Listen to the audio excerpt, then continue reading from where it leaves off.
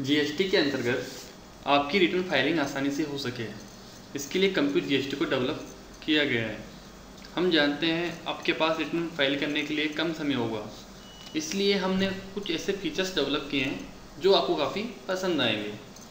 ये computer GST की main screen है, जहाँ पे आप अपने outward supplies, inward supplies, tax liability on inward, ITC brought forward from previous period, challan details, अपनी रिटर्न का स्टेटस, लॉगिन डिटेल्स, साथ ही साथ मंथली रिटर्न्स और उसके अलावा अपने लेजर के बैलेंस भी आप यहाँ पे देख सकते हैं। सबसे पहले हम मास्टर टेबल्स में आते हैं। यहाँ पर आपको कुछ कंटेंट दिए हुए हैं, जिसमें पहला आपका जीएसटी रेट्स चार्ट है। यहाँ पर आप जिस आइटम में डील करते हैं उस आइटम की डिटेल आपको यहाँ पे फीड करनी होती है। रिसिपिएंट डिटेल्स में आपने जिनको भी माल बेचा है उनकी डिटेल आप यहाँ फीड करेंगे। सप्लाईज डिटेल्स में आपने जिनसे भी माल परचेस किया है उनकी डिटेल आप यहाँ पे फीड करेंगे। ई कॉमर्स ऑपरेटर डिटेल्स के अंदर अगर आपने ई कॉमर्स ऑपरेटर के थ्रू कोई सेल की है तो उसकी डिटेल आप ई कॉमर्स ऑपरेटर डिटेल्स के अंदर फीड करेंगे।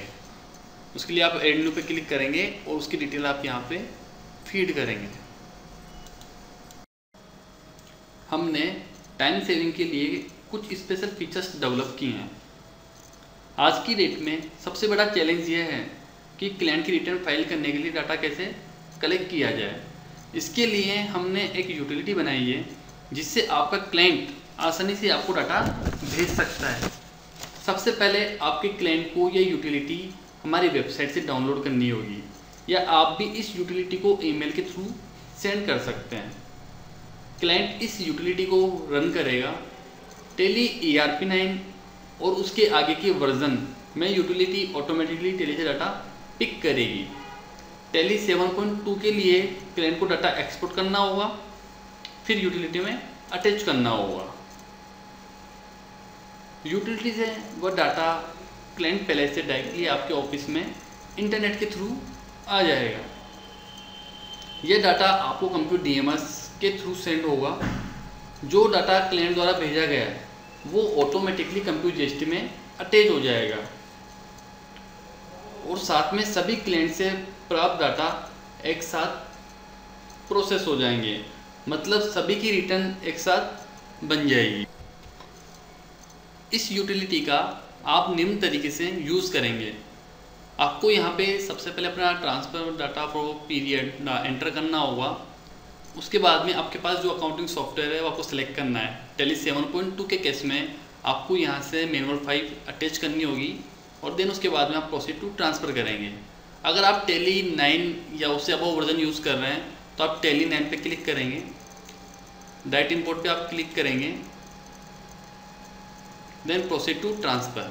यहाँ पर टेली सर्वर से मतलब है कि आप जिस सिस्टम पर काम कर रहे हैं और उसी सिस्टम पर टेली चल रहा है तो आपको सर्वर नेम चेंज करने की ज़रूरत नहीं है। लेकिन अगर आप किसी दूसरे सिस्टम से डाटा इंपोर्ट कर रहे हैं तो आपको टेली सर्वर में उस सिस्टम का नाम एंटर करना होगा। देन आप प्रोसीड पे क्लिक करेंगे। यहाँ पर आपके पास टेली में जितनी भी कंपनीज ओपन है उन सबकी लिस्ट आ जाएगी। आपको जिस कंपनी का डाटा इंपोर्ट करना है आप वो कंपनी सेलेक्ट करेंगे, देन आप कंटिन्यू पे क्लिक करेंगे।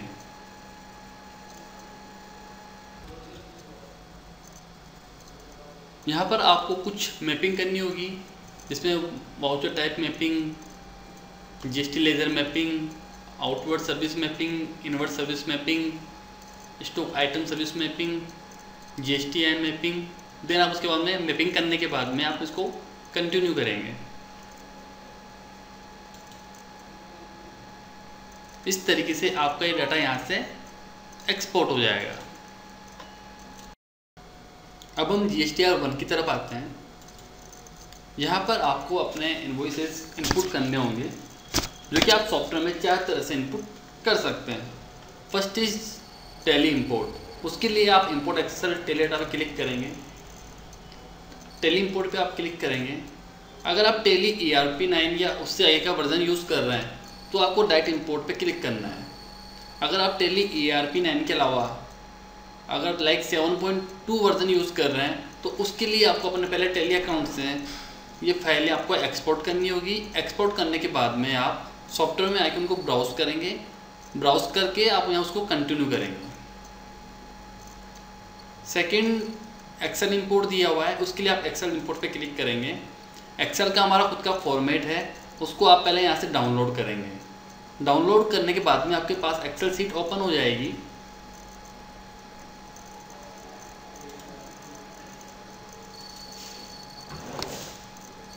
जहाँ से आप अपनी डिटेल्स फीड करेंगे। देन आप उसके बाद में एक्सेल सीट को सेव करेंगे। सेव करने के बाद में आप उसको यहाँ से ब्राउज करेंगे, ब्राउज करके आप उसको एक्सेल इंपोर्ट से इंपोर्ट करेंगे तो सारी डिटेल ऑटोमेटिकली आपके सॉफ्टवेयर में आके अपडेट हो जाएगी। तीसरा प्रोसेस मैनुअल फीडिंग है, जो कि आपको यहाँ पे पॉइंट्स के अंदर मैनुअल फीडिंग करनी होगी, जिसमें taxable supply, non taxable supply, debit credit notes, advance receive, advance adjust, ये डिटेल आपको यहाँ पे फीड करनी होगी। फोर्थ है export accounting data from client computer. जैसा कि हमने पहले भी प्रोसेस में बताया, सेम वही प्रोसेस आपका यहाँ पे रहेगा। यदि आपने टैली से डाटा इंपोर्ट किया है तो आपके सारे इनपुट जैसे taxable supplies, non taxable supplies, debit credit notes, advance receive, एक क्लिक में आपके यहाँ पे रिसीव हो जाएंगे।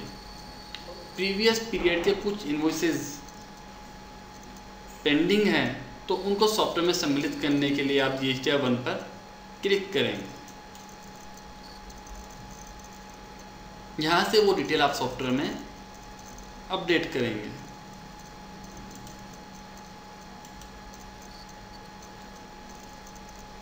रिटर्न फाइल प्रोसेस 2 स्टेप में है, जिसमें फर्स्ट स्टेप में आपको अपने इनवॉइस GST पे सेव मतलब अपलोड करना है। उसके लिए आप सेव विद GST पे क्लिक करेंगे। यहाँ से आप ये भी वहाँ पे आपको ये अपलोड करने होंगे।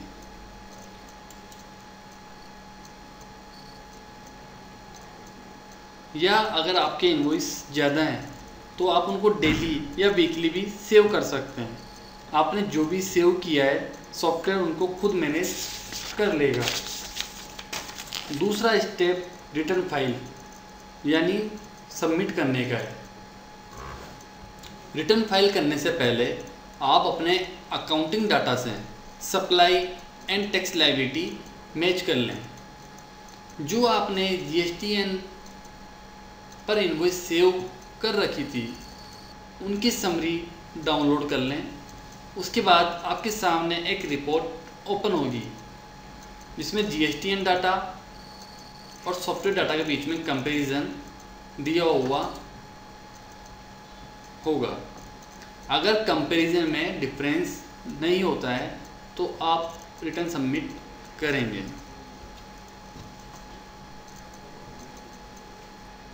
अब हम GSTR 2 को बनाने का प्रोसेस देखेंगे। हम सबसे पहले GSTR 2 को डाउनलोड करेंगे। उसके लिए हम गेट GSTR 2 पे क्लिक करेंगे। यहाँ से आप समरी को डाउनलोड करेंगे।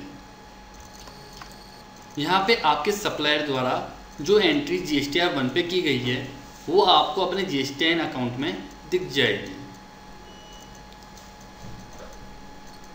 GSTR 2 में आपके सप्लायर ने जो भी एंट्रीज फाइल की है आप उन पे निम्नलिखित एक्शन ले सकते हैं। उसके लिए आप क्लिक पर क्लिक करेंगे।